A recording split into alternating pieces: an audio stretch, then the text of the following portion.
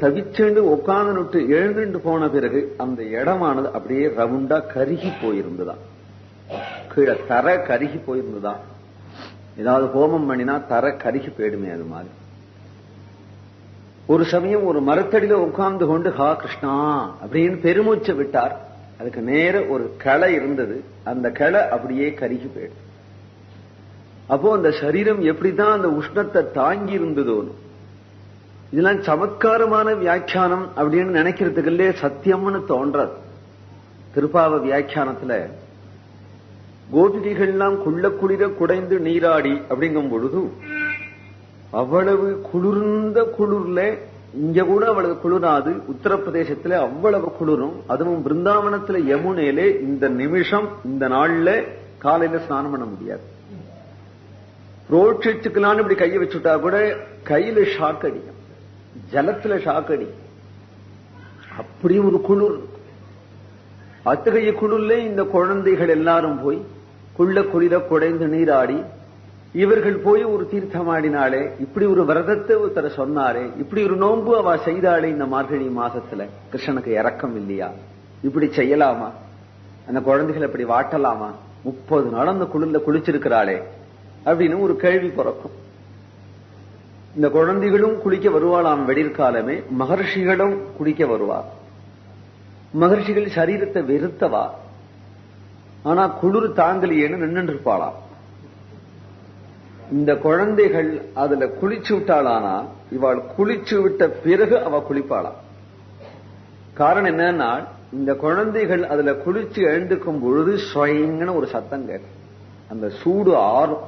அவள் உடம்புல அவ்வளவு சூடு இருந்து, அவ்வளவு சூட்டுக்கு சுட்ட கல்ல தண்ணீர்ல அமைக்கினாக்க எப்படி கொப்பளங்கள் வருமோ, அதுபோல இந்த கோப கன்னிகைகளுடைய கிருஷ்ண விரகமாகிய ஒரு தாபத்துக்கு அவ்வளவு குளிர்ச்சி கொடுத்தாதான் அவள் அப்புறம் கிருஷ்ணனுக்கு உபயோகப்படுவா. அவ இருப்பா. அப்புறம் இல்லாத போனால் அந்த தாபத்துல வெந்து போயிரும் என்று நினைச்சு அவர்களை யமுனையிலே அவ்வளவு குளிர்ல முழுக்காட்டினார்கள். அதுக்காகத்தான் அவர்கள் அந்த குள்ள குளிர அவ்வளவு தாபத்துக்கு அப்படி ஒரு தீர்த்தமாட வேண்டியது தேவைப்பட்டு. இவர்கள் தீர்த்தமாடின பிறகு அந்த யமுனா ஜலம் கொஞ்சம் சூடா இருக்கிறதுனால அப்புறம் அவர்கள் போய் ரிஷிகள் போய் ஸ்நானம் பண்ணுவா அப்படின்னாக்கும் வியாக்கியானம். நம்ம தமிழ்நாட்டில் இருந்த பெரியவாள்லாம் வியாக்கியானம் பண்ணிருக்கு.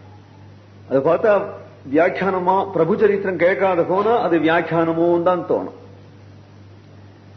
பிரபு சரித்திரத்தை கேட்கும் பொழுது பிரபு இப்படி மூர்ச்சை இப்படி ஒரு பெருமூச்சு விட்டார். உடனே அந்த மரத்தில் உள்ள இலைகள்லாம் பொசுங்கித்து அவரை உட்கார்ந்திருந்த இடம் கருகி போயிடுத்து அப்படிங்கறதெல்லாம் அவர் சரித்திரத்துல நேர பார்த்தவா எழுதுறதான ஒரு கல்வெட்டான்னா இருக்கு அவருடைய சரித்திரம். ஒரு 100 வருஷத்துக்கு அப்புறம் ஒரு எழுதினா சரித்திரம், அல்லது ஒரு 500 வருஷத்துக்கு அப்புறம் ஒருத்தர் சரித்திரம் எழுதினா கூட இதெல்லாம் அனுமானமாவோ கல்பனையாவோ இருக்கலாம். அவரோட கூட இருந்தவாள் எல்லாரும் மகா பண்டிதாளாக இருந்துட்டதுனால பிரபுனுடைய சரித்திரத்தை அவளே எழுதி வச்சுட்டு போயிடும், நேர பார்த்தவா. ஆனா பிரபு அவருக்கு ஒரு வியாக்கியானம் பண்றதுக்கோ, ஒரு கீர்த்தனம் பாடுறதுக்கோ, ஒரு சாஸ்திர சித்தாந்தம் பண்றதுக்கோ, ஒரு ஸ்தோத்திரம் பண்றதுக்கோ கூட அவகாசம் இல்லை. அவருக்கு ஒன்னே ஒண்ணுக்குதான் அவகாசம் இருந்தது, அழறதுக்கு தான் அவகாசம் இருந்தது. அதனால அவர் ஒரு காவியம் பண்ணினார் அப்படின்னோ, ஒரு சித்தாந்தம் பண்ணினார் அப்படின்னோ இன்றவரிடம் ஒன்னும் கிடைக்கல. ஆனா பெரிய சம்பிரதாய ஸ்தாபகர். நம்ம நாட்டில் எப்படி சங்கரர், ராமானுஜர், மத்வரோ, அதுபோல வடநாட்டில் 3 மகாபுருஷர்கள், ஸ்ரீ வல்லபாச்சாரியால், ஸ்ரீ ராமானந்தர், ஸ்ரீ கிருஷ்ண சைத்தன்யர். இந்த 3 பேர்களும் இல்லைன்னா வடநாட்டில் ஒண்ணுமே கிடையாது. இன்றைக்கு வடநாட்டில் எங்கேயாவது யாராவது ராமா கிருஷ்ணான்னு சொன்னானா இந்த 3 மகான்கள் அந்த ஜனங்களை உத்தாரணம் பண்ணிவிட்டா இன்னைக்கு அவளுடைய பெயரை சொல்லிட்டுதான் அங்க சம்பிரதாயம் இருக்கு. அந்த 3 மகான்களே ஒருவரால் கூடிய கிருஷ்ண சைத்தன்யர் ஒரு ஸ்லோகம் எழுதாம ஆனா லோகத்துக்கு எப்படி அபயம் கொடுத்தார்னா அழுதுண்டேதான் அபயம் கொடுத்தார். ஆனால் அவர் பின்னாடி இருந்தவர்கள் ஒவ்வொருத்தரும் மகாத்மாக்களா இருப்பதனால எல்லாரும் ஆச்சரியமான காவியங்களையும் நாடகங்களையும் அலங்காரங்களையும் வியாக்கியானங்களையும் எழுதி குவிச்சுட்டு போயிடும். அவருடைய சமகாலத்திலேயே இருந்தவள் எல்லாரும் இங்கேதான் வரப்போறான். அத்தகைய மகான் ரூப கோஸ்வாமி, சனாதன கோஸ்வாமி, ரகுநாத தாஸ் கோஸ்வாமி, ரகுநாத பட்ட கோஸ்வாமி, ஜீவ கோஸ்வாமி, கோபால பட்ட கோஸ்வாமி என்கின்ற 6 கோஸ்வாமிகள். இது தவிர பிரபோதானந்தர் அப்படிங்கிறவர், அது தவிர மகாகவி கர்ணபூரம் அப்படிங்கிறவர், இவர்கள் எல்லாரும் மகாபிரபுவனுடைய சமகாலத்திலேயே இருந்தவர்கள். இல்லை, மகாபிரபு அந்தர்தானமான பிறகு 2-3 பேர் பின்னாடி வந்திருக்காங்க. இவர்கள் எல்லாருமாக சமக்கிரமான சாஸ்திர ஞானம் உடையவர்கள். அவ்வளவர்கள் எழுதி தள்ளியிருக்கிறார்கள். அவ்வளவு விஷயங்களை சாஸ்திரியமாகவும் ரசமாகவும் பக்தி சித்தாந்தமாகவும் சாஸ்திரம்னு எடுத்துட்டா போலும் அசைக்க முடியாத சாஸ்திர நிர்ணயங்களை அவர்கள் பண்ணிட்டு போயிருக்கு. ஸ்ரீமத் பாகவதமே அவளுக்கு பரமப்பிரமாணமா இருந்ததுனாலே பாகவதத்துக்கு ஆச்சரியமான வியாக்கியானங்கள் எழுதிட்டு போயிருக்கு. வைஷ்ணவ தோஷிணி அப்படிங்கிற ஒரு வியாக்கியானம், சிகரமான வியாக்கியானம். அந்த வியாக்கியானத்துக்கு பிறகு ரூபகோஸ்வாமி தனித்தனியான வியாக்கியானங்களை பண்ணி ஷட் சந்தர்ப்பம் அப்படின்னு ஒரு வியாக்கியானத்தை பண்ணினார். அதை தவிர இன்னும் அநேக கிரந்தங்களை இந்த மகாத்மாக்கள் எல்லாம் பண்ணியிருக்கிறார்கள். இவர்கள் எல்லாரும் மகாபிரபுவை ஸ்வயம் பகவான் அப்படின்னு வாயார சொல்றார். மூடர்கள் பகவான் சொன்னா இதுல ஒரு ஆச்சரியம் இல்லை. பகவான்கிறதுக்கு யாரு பிரமாணம் அப்படிங்கறதானே முக்கியம். நீ பகவான் உனக்கு தெரியுமா? நீ பகவான் கண்டையா? எல்லாம் பகவான் தான், உனக்கு இஷ்டம் நீ சொல்லிக்கிற. நாம் பகவான் அவரை நம்பணுமானா அப்பேற்பட்ட மகான் சொல்லணும். ராமனை ஏன் பகவான் நம்புறோம் அப்படின்னா சமுத்திரத்துல அணை போட்டதுனாலே அது சொல்ல முடியாது. ராவணன் கைலாசத்தையே தூக்கி விட்டான். கிருஷ்ணன் கோவர்தனத்தை உதாரணம் பண்ணதுனால பகவான் அப்படின்னு சொன்னா ராவணன் கைலாசத்தையே தூக்கி விட்டான். சமுத்திரத்தை அணை போட்டதுனால தானே ராமர் பகவான். சமுத்திரத்தையே குடிச்சு விட்டார் அகஸ்தியர். அதனால அது பகவான்கிறதுக்கு காரணம் இல்லை. பகவான்கிறதுக்கு காரணம் யாரு? அகம் வேத்தி மகாத்மானம் ராமம் சத்திய பராக்கிரமம் அப்படின்னு சொல்ல வந்தார் இல்லையா ஒருத்தர், அவர்தான் பிரமாணம். அவருக்கு என்ன பெருமை நாள், ஒரு அந்நியம் சொர்க்கம் கரிஷ்யாமி அந்நியம் இந்திரன் கரிஷ்யாமி என்றெல்லாம் பிரபாவம் உடையவர், உயிரோட சொர்க்கத்துக்கு அனுப்பக்கூடிய சாமர்த்தியம் உடையவர், அப்பேற்பட்ட தபோநிதி, அப்பேற்பட்ட ஞானம் உடையவர். ஆனால் அவர் யாரையாவது மறந்தும் பகவான் சொல்லியிருக்காரா? யாரையாவது மறந்தும் சொல்லியிருக்காரா? சொல்ல போறாரா? ஆனால் அப்பேற்பட்ட மகான் தசரதனுடைய புள்ளைய 12 வயசு புள்ளைய இன்னதுதான் மகிமேன்னு தெரியாம இவனுக்கு ஒன்னும் தெரியாதேன்னு தசரதன் சொல்லக்கூடிய நிலையில கண்ணு கூடியவன் கையும் வில்லுமா இருக்கக்கூடிய குழந்தைய பார்த்து இவன் பகவான் எனக்கு தான் தெரியும் அப்படின்னு. அவனையாவது 12 வயசுக்கு கையும் வில்லுமா இருக்கும்பொழுது சொன்னார். கர்காச்சாரியார் மடியில உட்கார்ந்துருக்கிற குழந்தைக்கு பெயர் வைக்கும் பொழுது, ஹே நந்தகோபா, உன் பிள்ளையினுடைய மகிமை எனக்கு தெரியுமே தவிர ஊர்ல யாருக்கும் தெரியாது அப்படின்னு கர்காச்சாரியார் சொல்ற. ஞான திருஷ்டி உடைய மகான்கள் பிரமாணமே தவிர கோடி பேர்கள் அஜ்ஞானிகள் பிரமாணம் இல்லை. கோடி பேர்கள் அஜ்ஞானிகள் பிரமாணம் இல்லை. ஞான திருஷ்டி உடைய மகான்கள் பிரமாணம். அந்த மகான்கள் சொல்றதுதான் பகவானுக்கே பிரமாணம். இவன் பகவான் அப்படின்றதுக்கு ஞானிகள் தான் மகான்கள் தான் பிரமாணம் அப்படி என்ன சொன்னா, இப்ப சைதன்ய மகாபிரபுவை நாம் பகவான் அப்படின்னா உங்களுக்கு 2-3 நாளா சொல்லிட்டு வரேன். சொல்லிட்டு வரதுக்கு சைதன்ய மகா கிருஷ்ணாவதாரத்திலேயாவது பகவான் தன்னை பகவான் சொல்லிண்டார். சைதன்ய மகாபிரபு ராமாவதாரம் போல இருக்கார். யாராவது அவரை பகவான் சொல்லிட்டா உடனே கோபிச்சுக்கிறார். நேற்றை கூட சொன்னோம் இல்லையா, அந்த லீலையில விட்டுட்டேன் அந்த இடத்தை. பகவான் பூரி ஜெகநாதத்துல பூரா ஜலம் எடுத்து சுத்தி பண்ணிட்டு இருக்கா. பக்தர்கள் எல்லாரும் கோவில் பூரா அலம்பி விடுறா, கிளீன் பண்றா. மகாபிரபு தான் அதுக்கு வழிகாட்டி. பகவத் சன்னிதானத்துல பிரபு ஜெகநாதனை பார்த்து நின்று இருக்கிறார். அலம்பி விட்டுட்டே இருக்கிற ஒரு பக்தன் என்ன பண்ணிவிட்டான், பிரபுனுடைய பாதத்துல கொண்டு ஜலம் விட்டுட்டான். பகவானுடைய சன்னிதானத்துல உன்னூத்தருக்கு நமஸ்காரம் பண்றதோ உன்னூத்தருக்கு பாத பூஜை பண்றதோ இவைகள் பகவானுடைய சன்னிதானத்துல கூடாது அப்படிங்கிறது 32 அபராதங்கள்ல ஒரு அபராதம். அர்ச்சாவதாரத்துல 32 அபராதங்கள் சொல்லப்படுறது. வராக புராணத்துல வைஷ்ணவ தர்மத்துல 32 அபராதம் இல்லாம நாம் பகவானுக்கு சேவை பண்ணணும். அதுல ஒரு அபராதம் அது. இந்த அபராதத்தை இவன் பண்ணிவிட்டான் அப்படிங்கிறதுக்காக அவரை கண்டிச்சார். கண்டிச்சதும் அவன் மேக்கரிச்சு பேசினா, அங்க இருக்கிற ஜெகநாதனும் இந்த ஜெகநாதனும் ஒண்ணுதானே அப்படி ஒண்ணுதானேன்னு பிரபு நேர ஓடுறா. அவர் எங்க ஓடுறான்னு எல்லாரும் பின்னாடி பயந்து ஓடினா சமுத்திரத்துல போய் விழுந்துட்டார். என்ன பகவான் சொன்ன பிறகு இனிமே நான் என்னத்துக்கு உயிரை வச்சுட்டு இருக்கேன் அப்படின்னு அப்புறம் பிரபுவை சமாதானப்படுத்தி அழைச்சனம் வந்துவிட்டான். அவ்வளவு பேர் அவ்வளவு தாபம் வந்து விடுத்த அவருக்கு. அவர்கிட்ட போய் யாராவது பகவான் அப்படின்னு சொல்லிவிட்டா அதை ஏற்கவே மாட்டார். அப்பேற்பட்ட ஒருவரை ஆனால் இத்தனை மகான்கள் சேர்ந்து அவரை பகவான்னு சொல்றான். சொல்றவாள் யாருன்னா அவளை கொண்டுதான் பகவத்வத்தை நாம் புரிஞ்சுக்கணும். ரூப கோஸ்வாமி, சனாதன கோஸ்வாமி முதலியவர்கள்லாம்.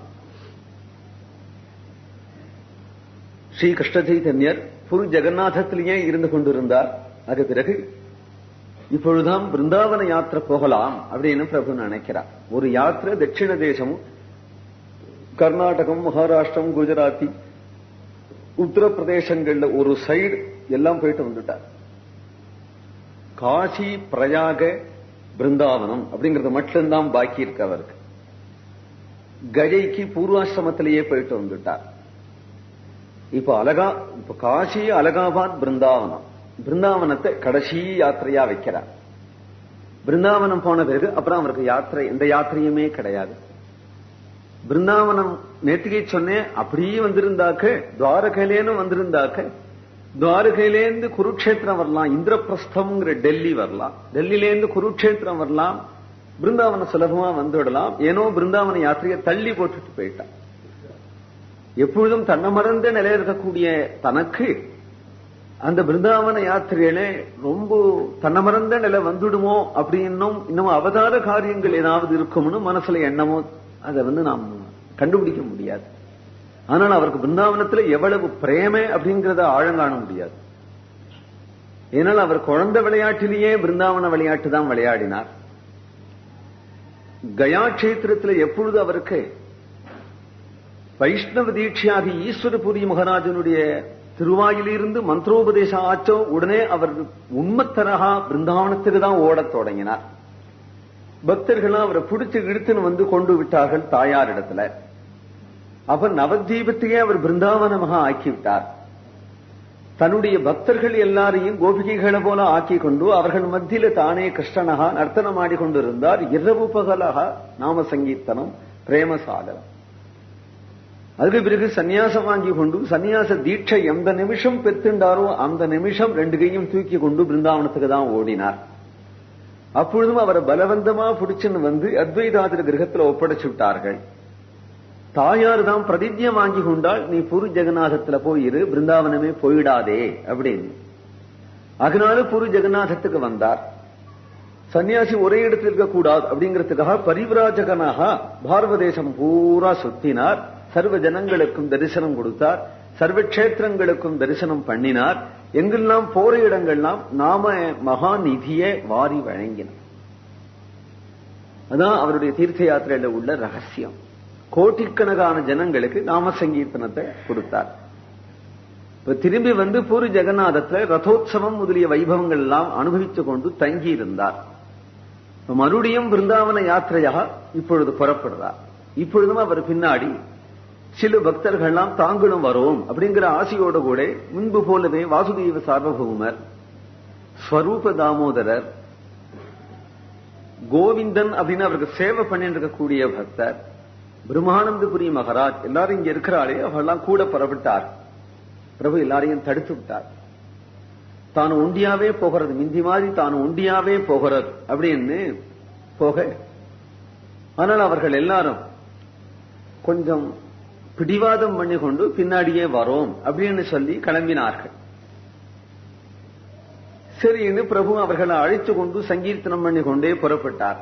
பகிரங்கமாக 10 பேர் 100 பேர் ஆனார்கள், 100 பேர் 200 பேர் ஆனார்கள். இப்படி கோஷ்டி வளர்ந்துட்டே வருது. எந்தெந்த கிராமத்துக்கு போறாளோ அந்தந்த கிராமத்து ஜனங்கள் சேர்ந்துடுவா. யாத்திரைனாலே ஒரு ஆனந்தம் உண்டு. அதுவும் பிரபுவோட போறதுன்னா எவ்வளவு ஆனந்தமா இருக்கும். அதனால எல்லாரும் சங்கீர்த்தனம் பண்ணி கொண்டு பெரிய கோஷ்டியாக ஆயிடும். ஆனால் ஒரு ஆச்சரியம், யாருக்கும் எந்த விதத்தை பத்தியும் அகார விகாரங்களை பத்தி கவலையே இல்லாம தான் இவ்வளவு பேர்களும் வந்துருக்கிறார்கள். போகிற பாதையில் தான் நவதீபம் வருது. இந்த வருஷம் ரதோத்சவத்துக்கு நவதீபத்திலிருந்து பக்தாள்லாம் வந்திருந்தார். வந்தா 4 மாசம் தங்கிட்டு தான் போற வழக்கம் வருஷா வருஷம். இந்த வருஷம் பிரபு சொன்னார், நான் ரதோத்சவம் முடிஞ்சு நவதீபம் வரதாக இருக்கேன் அப்படின்னு சொன்னதும் சில பேர்கள் ரதோத்சவம் முடிஞ்சதுமே நவதீபத்துக்கு போயிட்டார்கள். சில பேர்கள் ரதோத்சவத்துக்கு வரவே இல்லை, பிரபுவை எதிர்பார்த்திருக்கிறார்கள். அதே பிரகாரம் அநேக கிராமம் கிராமாந்தரங்கள் வீதிகள்லாம் சங்கீர்த்தனம் பண்ணி கொண்டே இவர்கள் எல்லாருமாக பாகவதால் கோஷ்டியினுடைய மத்தியிலே ஸ்ரீ மகாபிரபு எல்லாருமாக நவதீபம் வந்து சேர்ந்தார். நவதீபம் செஞ்சதும் அத்வைதாச்சார் பரமானந்தப்பட்டு தன்னுடைய வீட்டிலேயே பிரபுவை இறக்கினார். அதுதான் பக்தர்கள் நிறைய வந்து கூடி பார்க்குவதற்கு சௌகரியமான இடம். விசாலமான கங்கை கரையும் இருக்கு. சத்சங்கம் நடத்துறது. லட்சக்கணக்கான ஜனங்கள் கங்கை கரையிலேயே கூடியிருந்தார். அவ்வளவு பேர்களுக்கும் பிரபு வெளியில இருந்தே எப்பொழுதும் தரிசனம் கொடுத்துருந்தார். அகண்டமகா ஓயாத சங்கீர்த்தனம் நடந்தது. 5 நாட்கள் தங்கியிருந்தார் நவதீபத்துல.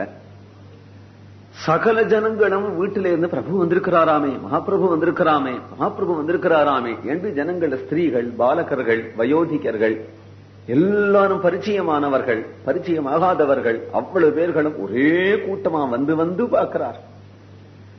பார்க்கிறவர்கள் வீட்டு போக நனவில்லாதபடியே உட்காந்துக்கிறார்கள்.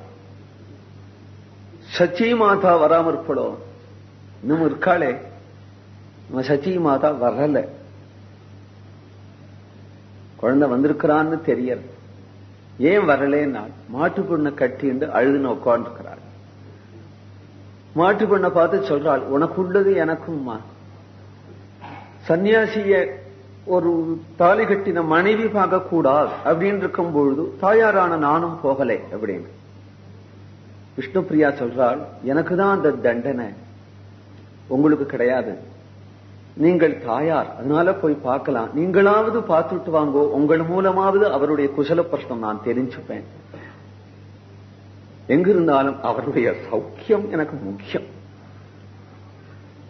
எந்த நிலைமையில இருக்கிறார் அப்படிங்கறத போய் பார்த்துட்டு வாங்குங்களேன் என்று விஷ்ணு பிரியா தான் அனுப்புறாள்.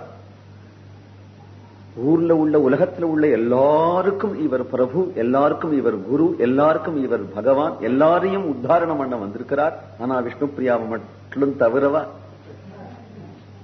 அவன் மட்டும் பார்க்க கூடாது. இது என்ன சாஸ்திரம், இது என்ன விதி?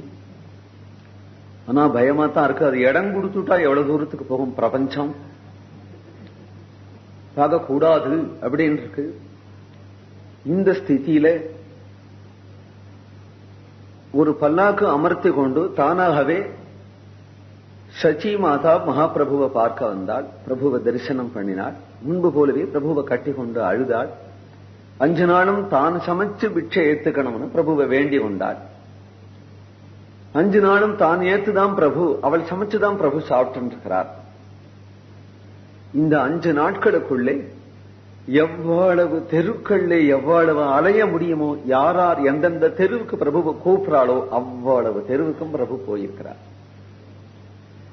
ஒவ்வொரு தெருவிலையும் தோரணங்கள் கட்டி பூரணகுமங்கள் வச்சு கோஷ்டியோட பஜனை பண்ணி கொண்டு இந்த பேட்டையிலையும் அந்த பேட்டையிலையும் அந்த தெருவிலையும் இந்த தெருவிலையும் பிரபுவை சங்கீர்த்தனம் பண்ணி அழைச்சுண்டு போவார். ஆனந்தமாகவே இருக்கும். ராத்திரியானதும் ஒரே இடத்துல அகண்டமா நாம சங்கீர்த்தம் நடக்கும். ஜனங்கள் விட்டாதானே, ஜனங்கள் பிரிய மாட்டோம். எவ்வளவு ஜனங்களும் அகண்டமா சங்கீர்த்தம். சொல்ல போனா பிரபு இருக்கிற இடத்துல நாமம் இருக்கும். நாமத்தை அவர்கள் பிரச்சாரங்கிறது இல்லை. சூரியன் இருக்கிற இடத்துல வெளிச்சம் இருக்கும். அதுபோல அவர் இருந்தா அவர் இருக்கிற இடத்துல நாமம் இருக்கும். அப்படி ஒரே பிரகாசமா இருக்கு. நவதீபமே குதூகலமா இருக்கு பிரபுனுடைய மறு வருகையினால. ஆனால் இன்று ராத்திரி புறப்பட்டுறார். 5வது நாள் ராத்திரி புறப்பட்டுறார். இங்கிருந்து நவதீபத்திலிருந்தும் சில பேர் பிருந்தாவன யாத்திரையாக, இங்கிருந்து சில பேர்கள் புறப்பட்டுட்டார்கள். சச்சி மாதாவை முதல்ல ஜாக்கிரதையாக நல்ல வார்த்தைகள் சொல்லி பல்லாக்கில அணிவிச்சு விட்டார் பிரபு. தான் மட்டிலும் கங்கை கரையோட சங்கீர்த்தனம் பண்ணி கொண்டே வந்திருக்கிறார். ஸ்ரீ சரணங்களிலே பாதுகைகள் போட்டிருக்கார். பின்னாடி உள்ள பக்தர்கள் எல்லாரும் சங்கீர்த்தனம் பண்ணி கொண்டு வந்திருக்கிறார்கள். நல்ல நிலவு ஜிலி ஜிலி ஜிலின்னு அடிச்சுருக்கு. கங்காதேவி தன்னுடைய கரையிலேயே விளையாடின குழந்தைதானே பிரபு. அதனால மறுபடியும் விளையாடவா அப்படின்னு கூப்பிடுறது மாதிரி அந்த அலைகள் சோ சோன்னு பிரபுவை அழைக்கிறது. பிரபு கூட அதெல்லாத்தையும் பார்க்கும்பொழுது பூர்வ ஸ்மரணங்கள் வந்ததோ வரலையோ, இந்த தெருக்கள்லையோ இந்த சாலைகள்லையோ எவ்வளவு தரம் ஓடிப்பார், எவ்வளவு விளையாடி இருப்பார். சொந்த ஊரு தானே. இங்க ஏன் வந்தாருனால அந்தரங்க பக்தர்கள் கோடி பேர்கள் இருக்கிறார்களே இங்க. அத்தனை பேர்களுடைய என்ன ஆட்ட பாட்டங்கள், எப்படி சத்சங்கங்கள்லாம் நடத்தின ஊர் இது. வெகு வருஷங்களுக்கு பிறகு இங்க வரும் பொழுது அதெல்லாம் பிரபுவிடத்துல பேசுறது போல. அந்த சாலையோடு திரும்பி வந்ததும், கங்கைக்கரை வந்ததும் இப்படி திரும்பிட்டாக ஜெகநாத மிஸ்ரருடைய வீடுதான் வரும். அதே சாலையில தான் போய் அப்படி திரும்பி போயாகணும். இவர் போக வேண்டிய ராம்கேலி நகருங்கிற ஊர் வழியாக பிருந்தாவன யாத்திரை. ரோடு வேற ரோடு இல்ல, அப்படியேதான் போயாகணும். அது வழியாத்தான் போகணும் போது திரளான ஜனங்கள் நாம சங்கீர்த்தனம் பண்ணி கொண்டு வரது. அவருடைய மத்தியில பிரபுவும் ஆனந்த தாண்டவம் ஆடிக்கொண்டு வரார். எல்லா பக்தாலும் இருக்கிறார்கள். ரமாயு பண்டிதர், ஸ்ரீவாச பண்டிதர், ஜெகதானந்த பண்டிதர், தாமோதர பண்டிதர், இப்படி ஒரு சபை கூடினதே இல்லை. அத்வைதாச்சாரியர், வாசுதேவ சார்வபௌமர் எல்லாரும் பின்னாடி வந்திருக்கிறார்கள். பிரபுவும் நர்த்தனம் ஆடிக்கொண்டே வந்திருக்கிறார். இந்த சங்கீர்த்தன கோஷம் பிரபு இந்த ரோடு வழியாக ஆட்டு வாசலோட பிரபு போறார் அப்படிங்கிறது தெரிஞ்சு கொடுத்து உள்ள இருக்கிற விஷ்ணு பிரியாவுக்கு. அப்போ இந்த விஷ்ணு பிரியா பார்க்க கூடாது அப்படிங்கிற நியமத்தோட இருக்கணும். இவளை அவர் பார்க்க கூடாதே தவிர இவளை அவரை பார்க்கலாம். அது எப்படி முடியும்? எட்டகை இருந்து பார்க்கலாம் அப்படிங்கும் போது தன் தெய்வம் ஆத்து வாசலோட போகும் பொழுது பார்க்காம எப்படி இருக்க முடியும்? வாசலவனா வர வேண்டாம். தன்னுடைய ரூம்ல இருந்து ஜன்னல் வழியா அப்படி முள்ள திறந்து எப்படி இருக்கார் பார்ப்போம் என்று நினைச்சு அவள் அறியாம அவளுக்கு ஒரு ஆர்வம் பிச்செண்டு போய் குப்புற அடிச்சு படுத்துண்ட அழுதுண்டே இருந்த விஷ்ணு பிரியா முல்லை இப்படி ஜன்னல திறந்து இடுக்காலதான் யாரும் அறியாம பிரபுவை பார்க்கிறா.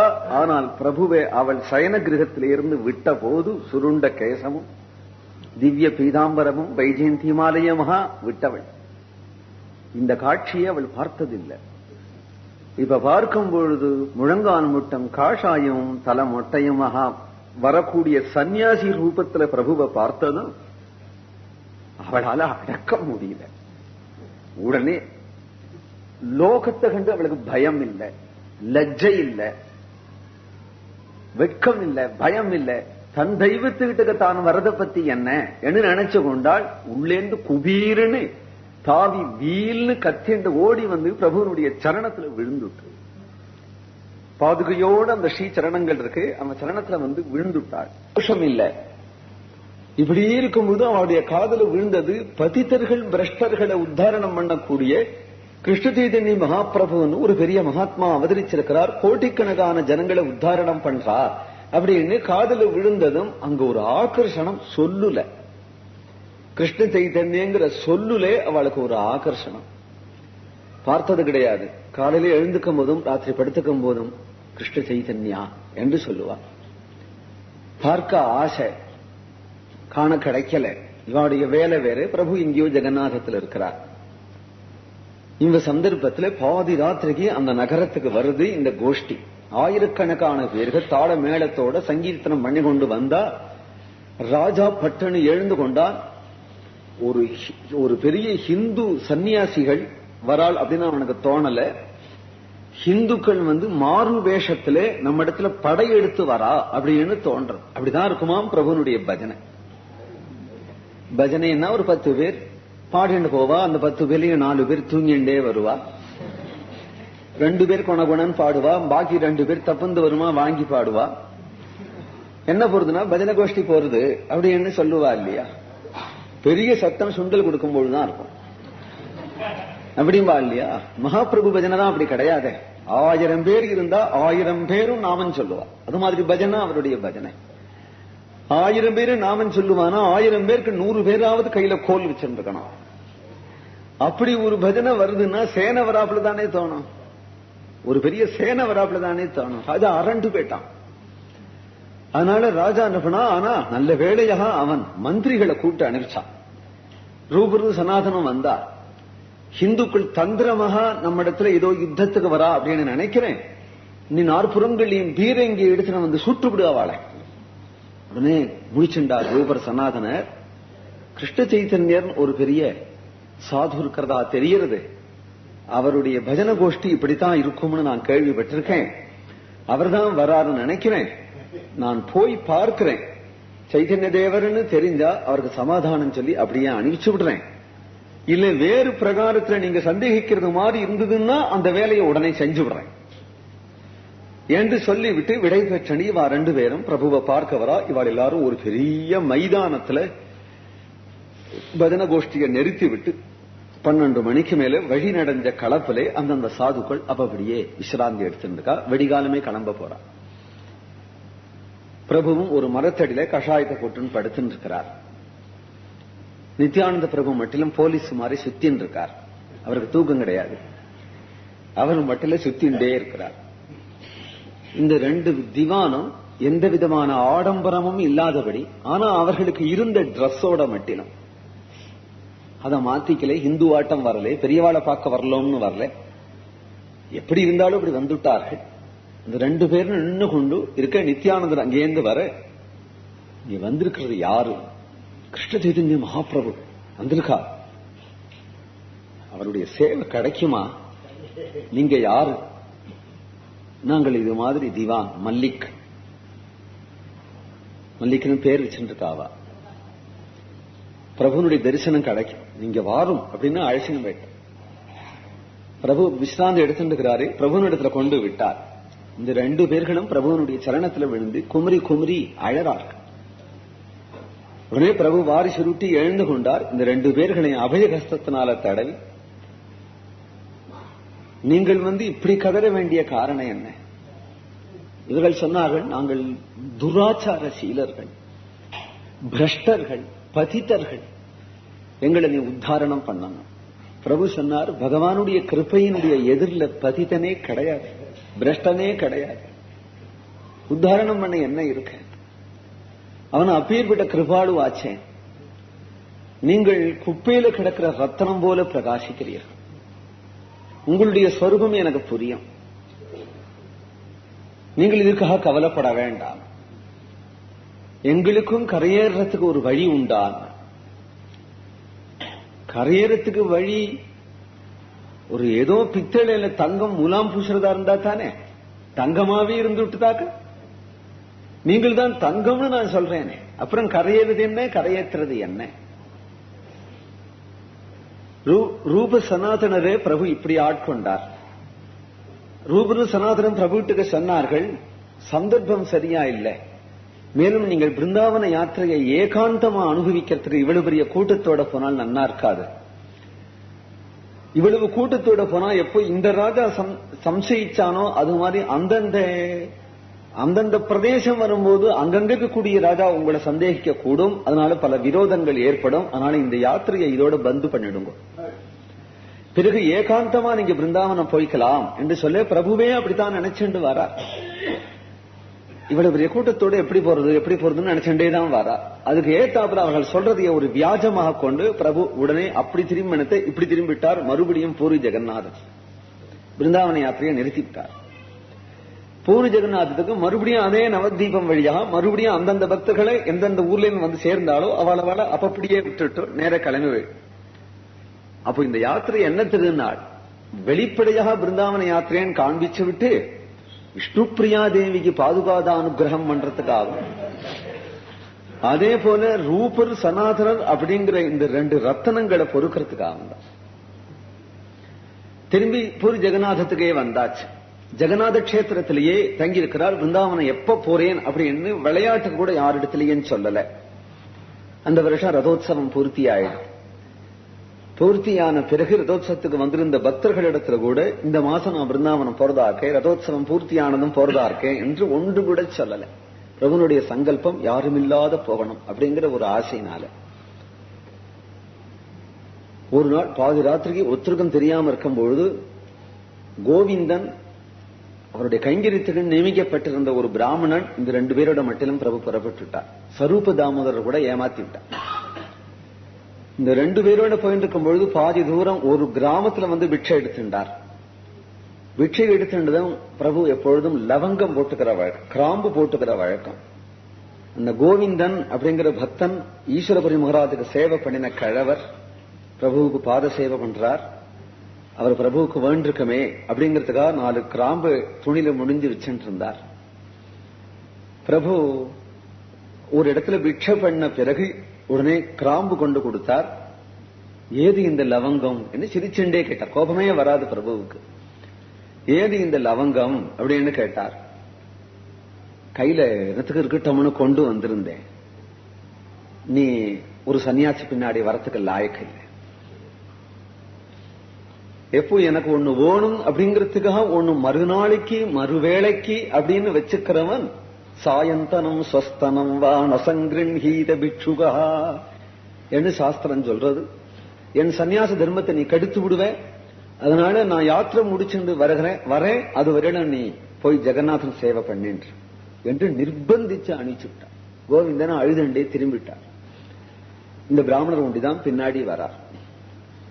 முன்பு போல நகர பிரதேசமா கிராம பிரதேசமா போனா ஜனங்களுடைய கூட்டம் என்ன இருந்தாலும் பிரபு பின்னாடி வந்துடும். காரணம் என்னன்னா அவர்கிட்டதான் ஒரு ஆக்கர்ஷணம் இருக்க. அவரை பார்த்துட்டா ஜனங்கள் பின்னாடி வந்துடுவார். அதனால காட்டு பிரதேசத்துக்குள்ளேயே போக தொடங்கினார். கொஞ்ச தூரம் காட்டு பிரதேசத்துக்குள்ள போனதும் பாதைங்களையும் தெரியல, அவர் பாட்டு இஷ்டத்துக்கு சங்கீர்த்தனம் பண்ணிட்டே ஓடுறார். இந்த பிராமணன் சாமானியன்தான், இவனுக்கு ஒரு விசேஷமும் தெரியாது. மேலும் ஒரு ஆச்சரியம் பாருங்கோ, லோகம் பூரா யார் திருஷ்டகா ஸ்பிருஷ்டகான்னு யாரை தொட்டாலும் அவன் மூர்ச்சி ஆயிடுவான், யாரை பார்த்தாலும் அவ மூர்ச்சி ஆயிடுவா, அவ அழ ஆரம்பிச்சுடுவா, இவா மேல சிரித்து போயிடுவான், இவா குதிப்பா, அப்படி பிரேம தானம் பண்றவன். ஆனால் அந்த பிராமணனை மட்டும் ஒண்ணும் பண்ண முடியல. அப்ப எவ்வளவு சாமர்த்தியம் அவனுக்கு இருக்கும். அவன் மட்டும் ஜாக்கிரதையா வந்துட்டு இருக்கான். அவன் மூர்ச்சி ஆறதில்லை, அழறதில்லை, அவன் பாட்டுக்கு சாம வரான். எல்லா வேடிக்கையும் அவன் பார்க்கறான், அவனுக்கு மட்டும் வரதில்லை. பிரேமைங்கிறது வரதில்லை அவனுக்கு. ஏன் வரதில்லை அப்படிங்கிறது அவனுடைய குறைவுபாடுன்னு மட்டும் நாம் நினைச்சிடக்கூடாது. ஏன்னா அவனும் ஒரு பக்கத்துல மூர்ச்சி ஆயிட்டான்னா அப்புறம் பிரபுனா அவனை அழைச்சிட்டு போனான். அதனாலே அப்படி ஒரு கல்லெஞ்சா அவன் இருந்தாத்தான் பிரபுனுடைய சரீரத்தை பார்த்துக்க முடியும். அப்படிங்கிறதுக்காக தான் பகவான் அந்த ஸ்திதியில வச்சிருக்காரு அவனை. அதனாலே அவன் எல்லாரையும் பார்க்கிறான். எங்க போனாலும் அவரை தரிசனம் பண்ண மாத்திரத்தினாலே எல்லாரும் கிருஷ்ணா கிருஷ்ணான்னு சொல்றத பார்க்கிறான். அதனால அவருடைய பிரபுனுடைய சில சாமான்களை மட்டும் சுமந்து தோல்ல போட்டு கொண்டு பின்னாடியே வருவான். அங்கங்க கிராமங்கள் இருந்ததுன்னா பிட்சை வாங்கி கொண்டு வந்து பிரபுக்கு போடுவான். கிராமம் இல்லையானா தானே ஒரு அடுப்பை மூட்டி ஒரு சாத்விகமான ஆகாரம் பண்ணி பிரபுவுக்கு போட்டு விட்டு மிச்சத்தை தான் சாப்பிட்டு கூட கிளம்புவான். மகாபாகியம் பண்ணிருக்கணும். அப்படியே போயின்னு இருக்கா. இவ காட்டுக்குள்ள போனால் காட்டுக்குள்ள அவனுக்கு பயம். ராத்திரி வேளை இவரோ வீண் ஹரே கிருஷ்ண கிருஷ்ண கிருஷ்ண ஹரே ஹரே ஹரே ராம ராம ராம ஹரே ஹரே என்று கிருஷ்ண கீர்த்தனை இறஞ்சு பண்றார். அப்படின்னா சரணு பாம்பு போறது. இப்படி பார்த்தா காட்டு யானை இருக்கு, அப்படி பார்த்தா இங்கேயோ சிம்மம் உரிமின் இருக்கு, புலி ஓடுறத. இத்தகைய ஒரு காட்டுல முள்ளும் கல்லும் விஷவருட்சமா இருக்கு. உடம்பு தெரியாம இதுதான் பிருந்தாவனங்கிற பிரமையில ஓடுறா. கிருஷ்ண சங்கீர்த்தனேரத்ரே வியாப்தே பட்சி மிருகாதயா ஆகையு சத்வரம் பிரேமணா கௌராங்கேண வசீகிருதா கேசில் நிருத்யந்தி ஹர்ஷேண பாலால் தூன்வந்தி கேச்சன லிகந்தி கேச்சித் கௌராங்கம் கேச்சித் பஸ்யந்தி சப்ரியம் பிரதட்சிணம் பிரகுர்வந்தி பிரணமந்தி ச கேச்சன ஸ்ருண்வந்தி ஸ்ரத்தயா கேச்சித் நாம சங்கீர்த்தனம் பிரபோ. இந்த காட்டுல போகும் பொழுதே காட்டு மிருகங்களுக்கு எல்லாம் பக்தி வந்து கொடுத்து கிருஷ்ணநாமத்தை கேட்கறது. எதிரில ஓடி வந்து பாம்பு மகுடி ஊதினா ஆடுறது மாதிரி பிரபு எதிரில ஆடுறதா. வீட்டு பூனை ஓடி வர்றது மாதிரி புலி எல்லாம் ஓடி வர்றது. வீட்டு நாய் ஓடி வர்றது மாதிரி சிங்கங்கள்லாம் கிட்டக்க ஓடி வர்றது. அவைகள்லாம் திவ்ய நாமத்துல பாகவதால் சுத்துறது மாதிரி மகாபிரபுவை நடுப்புற வச்சு எல்லாம் சுத்துறது. பிரபுவனுடைய முதுகு ஓரமா ஒண்டிண்டு அந்த பிராமணன் போறான் பயந்துண்டு. அவன் நினைச்சுக்கிறான் இவர் நாட்டில்தான் சஞ்சாரம் பண்ணி மனுஷர்களுக்கு தான் நாமத்தையும் பிரேமத்தையும் கொடுத்தார் அப்படின்னு சொன்னா காட்டில் உள்ள மிருகங்களுக்கு கூட இவர் பக்தியை தரக்கூடியவர் அப்படிங்கறத அவன் பார்த்து கொண்டே போயிருக்கிறான். இந்த கோரமான காடுகள்லாம் தாண்டின பிறகு காசிக்கு வந்து சேர்ந்தார். காசியிலே கொஞ்சம் ஓய்வு எடுத்திருந்தார். சில நாட்கள் காசிலேயே தங்கிவிட்டார். அதுக்கு பிறகு கொஞ்சம் விசிராந்தி எடுத்துக்கொண்டு 1 மாசம் காசியில தங்கியிருப்பார். தங்கிவிட்டு அங்கிருந்து புறப்பட்டு மறுபடியும் அலகாபாத் வழியாக யமுனையை பிடிச்சு யமுனா தீரத்தோடையே மதுரா வந்துட்டார். அப்புறம் ஸ்ரீ பிருந்தாவனம் தான். மதுரா பகவானுடைய அவதார ஸ்தலம், பிரஜபூமியினுடைய தலைநகர். இருந்தாலும் கூட பிருந்தாவனம் தான் முக்கியம். பிருந்தாவனம்னா பிரபுக்கு எப்படி இருக்கும்? 1000 ஸ்லோகம் இந்த இடத்துல சொன்னாலும் பிரபுனுடைய ஹிருதயமோ, பிரபு அங்க என்ன அனுபவிச்சாரோ அதை சொல்லிட முடியாது உங்க எதிரில. பிருந்தாவனம் சகி புவோ விதனோதி கீர்த்திம் யத்தேவகி சுதபதாம்புஜலப்தலக்ஷ்மி கோவிந்த வேணுமனுமத்த மயூர நிருத்யம் பிரேக்ஷாத்ரி சான்வபரதான்ய சமஸ்த சம்பம். அதே பிருந்தாவனம் தானே கண்ணபுரான் மாடு மேய்ச்ச இடம். அங்க இருக்கிற ஒவ்வொரு புழுதியும் கிருஷ்ண சரணம் பட்ட புழுதி. பிரபுனுடைய திருஷ்டிக்கு என்றையோ கிருஷ்ணன் மாடு மேய்ச்சான், இன்றைக்கு என்ன ஆச்சு அப்படிங்கிற எண்ணம் கிடையாது. இன்றைக்கு அதே மரம் தான், அதே யமுனை தான், அதே பிருந்தாவனம் தான், இன்றைக்கும் கிருஷ்ணன் அங்க மாடு மேய்க்கிறான் அப்படின்னே மகாபிரபுனுடைய அனுபவம். அதனால மதுரை தாண்டி யமுனையை பார்த்தாரு இல்லையோ, உடனே யமுனையை பார்ப்பதுமே தன்யாசி யமுனே தேவீகி தன்யம் தே சலிலம் சுபம் தன்யம் தே புலினம் ரம்யம் தன்யவேதம் மகாவனம். ஹே யமுனே, நீ எப்பேற்பட்ட பாக்யவதி என்று நினைத்து உன்னிடத்துல எவ்வளவு தனம் அந்த குழந்தை கண்ணன் ஜலம் குடிச்சிருக்கிறான், எவ்வளவு குளித்து ஜலக்கிரீட பண்ணிருக்கான். வஸ்திராபகரண லீலை, ராசலீலை முதலிய சர்வமும் சிறுவர்களோடு சேர்ந்து வனபோஜனம் பண்ணின லீலை எல்லாம் யமுனே உன்னிடத்துலதானே என்று சொல்லி துள்ளி ஆனந்த கண்ணீர் விட்டார். பிறகு ஓடம் ஒண்ணு அமைத்து கொண்டு அந்த ஓடத்துல ஏறி பிருந்தாவனத்துக்கு அக்கறைக்கு போறார். அப்படி யமுனையில போயிட்டே இருக்கும்போது யமுனையினுடைய மகாத்மியத்தை தன்னுடைய வாயாலேயே சொல்லத் தொடங்கின பிரபு, ஹா காளிந்தி த்வதி மம நிதி பிரேயசாட்சாளிதோ பூத் போ போ கோ திவ்யாத்புத தருலதாக தத்கர ஸ்பர்ஷ பாஜகா ஹே ராதா ஜகா ரதிகிருக சுகாகா ஹே மிருகாகா ஹே மயூராகா பூயோ பூய பிரணத பீரலம் பிரார்த்தயே போனு கம்பாம். ஹா காளிந்தி த்வதி மம நிதி. அந்த யமுனையை பார்ப்பதுமே, யமுனில மூர்ச்சையாகி அந்த போட்ல போயிருக்கிறார், திடீர்னு வீல்னு கத்தினார், ஹா கிருஷ்ணான்னு மூர்ச்சையாகி யமுனில குதிச்சு விட்டார்.